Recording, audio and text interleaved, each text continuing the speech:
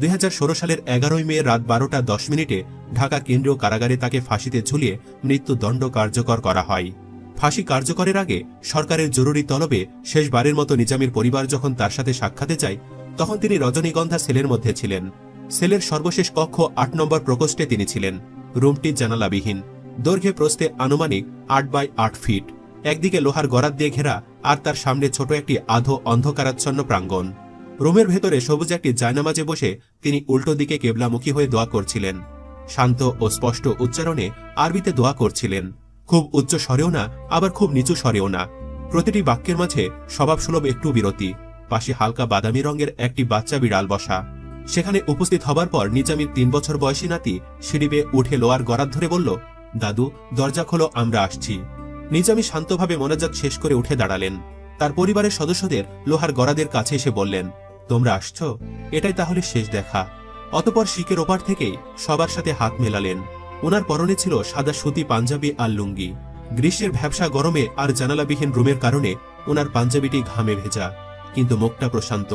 কষ্ট আর উদ্বেগের লেশমাত্র নেই। দেখে কে বলবে একটু পরে তার ফাঁসি হবে।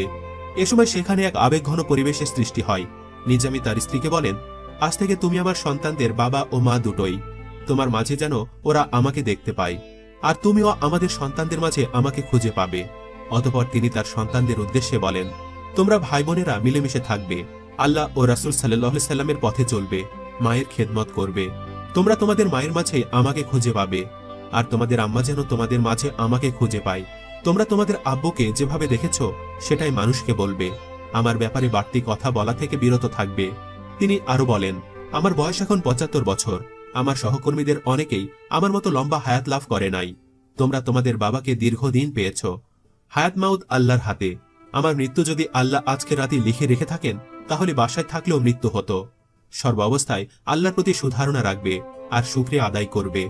এরপর নিজামী বিশেষ করে যারা তার জন্য, অন্যান্য নেতৃবৃন্দের জন্য, সর্বোপরি ইসলামী আন্দোলনের জন্য কষ্ট করছেন, তাদের সবাইকে ধন্যবাদ ও সালাম জানাতে বলেন। সকলের কাছে দোয়া কামনা করেন যেন আল্লাহ তাআলা তার শাহাদাত কবুল করেন। তখন নিজামীর স্ত্রী বলেন, আল্লাহ তোমাকে দুনিয়াতেও সম্মানিত করেছেন, আখিরাতেও সম্মানিত করবেন ইনশাআল্লাহ। অতঃপর নিজামী বলেন, আমি সামান্য অজ পাড়া গায়ের ছেলে। আল্লাহর রহমতে আমার জন্য গোটা দুনিয়া ও বড় বড় আলেমরা উদ্বেগ প্রকাশ করেছেন, দোয়া করেছেন। আমার মুক্তির ব্যাপারে ওআইসিতে আলোচনা হবে দেখে কেউ নাকি ওআইসি সম্মেলনে যায়নি। এগুলো তো পরম সৌভাগ্যের ব্যাপার। এমত অবস্থায় তার সন্তানেরা বলেন, আমাদের জন্য কাল কিয়ামতের দিনে আল্লাহর কাছে সুপারিশ করবেন যেন আমরা জান্নাতে যেতে পারি। জবাবে তিনি বলেন, তোমরা জান্নাতে যাওয়ার মতো আমল করো, তাহলে ইনশাআল্লাহ জান্নাতে যেতে পারবে। এরপর নিজামী তার সন্তানদের অনুরোধে আল্লাহর কাছে দুহাত তুলে দোয়া করেন। প্রায় ঘণ্টাখানেক এই মোনাজাত পর্ব স্থায়ী হয়। আল্লাহর প্রশংসা ও নবী করিম সাল্লাল্লাহু আলাইহি সাল্লামের প্রতি দরুদ পাঠ করার পর প্রথমে প্রায় 20 মিনিট রাসূল সাল্লাল্লাহু আলাইহি সাল্লামের শিখিয়ে দেওয়া মাসনুন দোয়াগুলো পাঠ করেন। নিজামীর কাছে সুযোগ ছিল রাষ্ট্রপতির কাছে ক্ষমা চাওয়া নিয়ে কালক্ষেপণ করার। সেই সুযোগ তিনি নেননি বলতে আল্লাহ তাআলাই হয়তো এমনটা চাননি। কেননা মৃত্যুর সময় আল্লাহ কর্তৃক নির্ধারিত, তা আমরা সবাই জানি। সেদিন তিনি দেখিয়েছিলেন অন্তরে সেই বিশ্বাসকে ধারণ করে কিভাবে মৃত্যুকে আলিঙ্গন করতে হয়।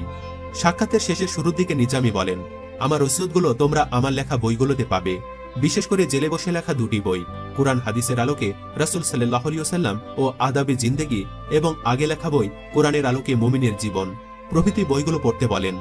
শেষ পর্যায়ে নিজামী তার পরিবারকে জিজ্ঞেস করলেন, সাথে দাফন করতে কে কে যাবে। নিজামীর মেজ ছেলে ডাক্তার নাইম খালেদ বলেন, আমি আর মোমেন যাব। তিনি তার স্বভাবসুলভ ভঙ্গিতে সাবধানে যেতে বললেন, আর মিঠু নামের একজনকে সাথে রাখতে বললেন। তার স্ত্রীকে রাতে সাথিয়া যেতে মানা করলেন। ছেলে ব্যারিস্টার নাজিব মোমেনকে জানাজার নামাজের ইমামতি করতে বললেন। মোমেন প্যান্ট শার্ট পরেছিল, তিনি বললেন পাঞ্জাবি পরে জানাজা পড়াতে। সবশেষে নিজামী তার সবার বড় মেয়ে মহসিনাকে বললেন, আম্মু, আমি তোমাকে নিয়ে বেশ চিন্তিত।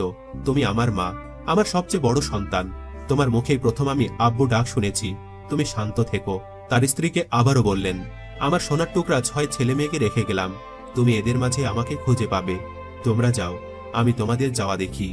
পরিবারের সাথে শেষ সাক্ষাতের সময় সবাইকে নিয়ে মোনাজাত শেষে নিজামী ছেলে নাজিব মোমেনকে জিজ্ঞাসা করেন, তিনি ফাঁসির মঞ্চে লুঙ্গি পরে না পাঞ্জাবি পাজামা পরে যাবেন। মোমেন বললেন, পাঞ্জাবি পাজামা পরে যাবেন। পরিবারের সদস্যদের বিদায় দিয়ে মহান রবের পানে যাওয়ার প্রস্তুতি নিতে থাকেন নিজামী। জল্লাদরা যখন তার কক্ষের সামনে যায়, তিনি বললেন, আমি প্রস্তুত। ভিডিওটি শেষ করব, তবে তার আগে নিজামীর জীবনের শেষ মোনাজাতটা জানিয়ে দেব। শেষ মোনাজাতে তিনি বলেছিলেন, হে আল্লাহ, আমি তোমার এক নগণ্য গুনাহগার বান্দা। তুমি আমাকে যতটুকু তোমার দ্বীনের খেদমত করার তৌফিক দিয়েছ তা মেহেরবানি করে কবুল করে নাও। আমাকে ইসলাম ও ঈমানের ওপর জীবনের শেষ মুহূর্ত পর্যন্ত টিকে থাকার তৌফিক দাও আর শাহাদাতের মৃত্যু দান করো। হে আল্লাহ, তুমি আমাকে আর আমার বংশধরদেরকে নামাজ কায়েমকারী বানাও, আর আমাকে, আমার পিতামাতাকে আর সকল মুমিনদেরকে কাল কিয়ামতের দিনে ক্ষমা করো। হে আল্লাহ, আমাদেরকে পরিপূর্ণ ঈমান দান করো। তোমার উপর সত্যিকারে ভরসা করা তৌফিক দান করো। আমাদের জিহ্বাকে তোমার সার্বক্ষণিক জিকিরকারী বানাও। আমরা তোমার কাছে তোমার ভয়ে ভীত অন্তর, উপকারী জ্ঞান, হালাল প্রশস্ত রিজিক, সুস্থ বুদ্ধি ও দিনের সঠিক বুঝ ভিক্ষা চাচ্ছি। হে আল্লাহ, আমাদেরকে মৃত্যুর পূর্বে তওবা করার তৌফিক দাও। মৃত্যুর সময় আরাম দান করো। মৃত্যুর পরে তোমার ক্ষমা লাভ করার তৌফিক দাও ও দোজকের আগুন থেকে রক্ষা করো।